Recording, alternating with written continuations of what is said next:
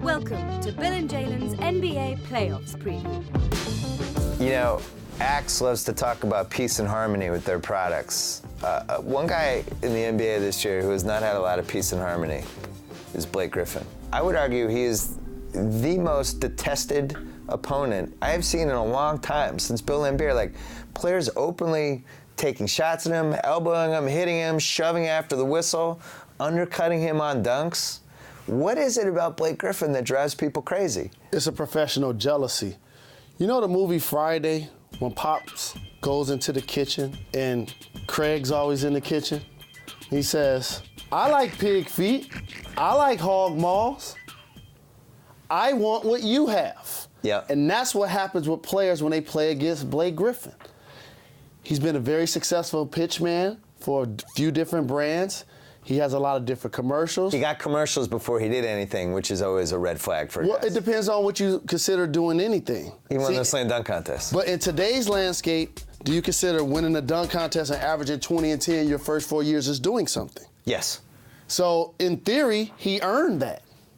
He just hasn't become a champion. I think people are like, well, you haven't won anything. Why do you have 7 commercials? Correct. He shouldn't have more commercials than some of the other guys that didn't get them. But that comes with the market that you play in, your style of play, and things of that nature.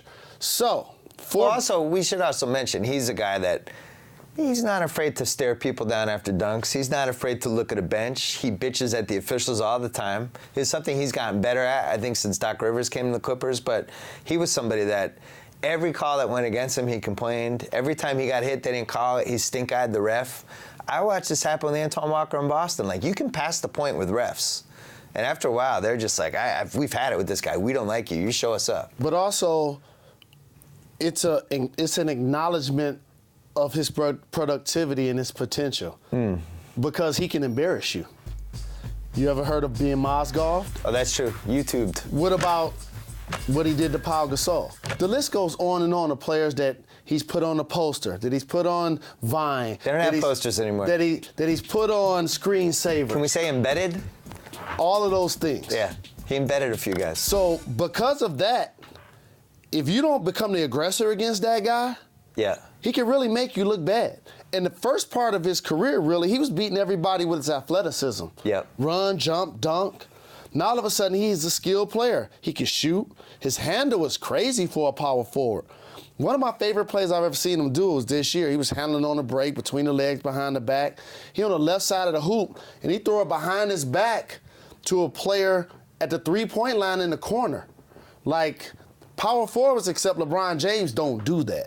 So that's why there's a professional jealousy for Blake Griffin. You know, what we watch Blake from night to night to night, because it's so accessible, we see every game. If he has a dunk, it's on YouTube in 2 seconds. Everybody has the package. They're on national TV all the time. He's just there. And I go to the games, like, they take the Blake dunks for granted now at the games. He could dunk from the foul line over somebody's head, and people are like, oh, that was a good one, Blake, way to go.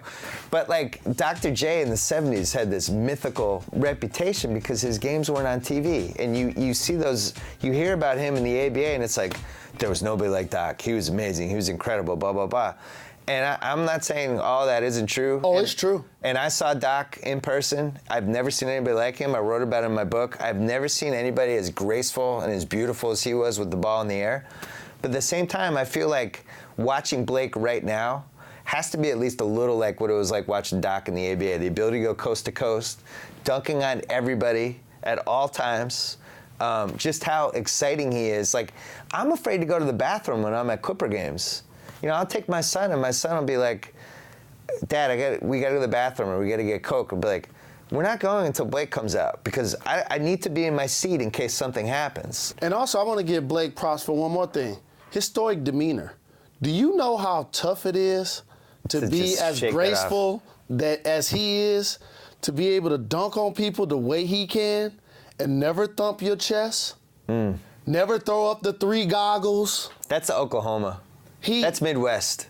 He just plays basketball. Yep. And I really appreciate that about him. Yeah, it's funny, I've gotten a lot of emails about this, about Blake, what it is about him. And some people Well, a couple people compared him to, they always have a crazy person on The Real Housewives who starts trouble. And they just show up on the cast, and everyone else in the cast just instinctively doesn't like them, which it does seem like there's a little bit with Blake, or like on The Bachelor. They always have that one crazy lady the women don't like, and they think she's not there for the right reasons. I do feel like the NBA players that kind of like look at Blake like, he's not here for the right reasons. Since you brought up The Housewives and you brought up The Bachelor, yeah. I'm going to surprise you with this. You're going to be the next Bachelor? How much reality TV do you think I watch? I would say none. Correct. Yeah. So those two analogies went right over your head. But Blake Griffin, I never thought he would get to this point. I always thought he was going to be a luxury, a dunker, somebody who never really figured out the outside shot, who was just going to be really fun to watch, but ultimately not really mean anything on a good team. And I think Chris going out for a month and a half, and his realization that he could handle the ball like he can and go full court, it kind of liberated him in a lot of ways. He's a creator now also, Blake Griffin. He's a terrific player, a terrific young talent. He along with a few other guys, are the future of the league. And, you know, I think you just look at it from a talent standpoint. Just look at LeBron, Durant, and Blake. Those guys in person. When was the last time we had three forwards like that in the league at the same time, who you'd be like, oh my God, I get to see this guy tonight? Like, you talk about Malone, Barkley, and I don't know, Sean Kemp or whoever. Nobody ever went to the arena like, oh, I get to see Karl Malone tonight. Like, he got his 27-11. It wasn't that fun. These guys are fun. It's because they're explosive, too. Like, Karl Malone was a physical presence that made jump shots, and he was called the mailman for a reason. He was formulaic, though. He had the four things he could do, and he did them great. Barkley was somebody that, in person, was astounding. Right. I mean, Barkley was just, he was just unbelievable. He was. I've never seen anything like young Barkley. Round mound and rebound. Just the way he took it coast to coast and dunked on people and how terrified people were to get in his way. Simple and plain. Give me the lane. I'll throw it down your throat like Barkley. And on that note...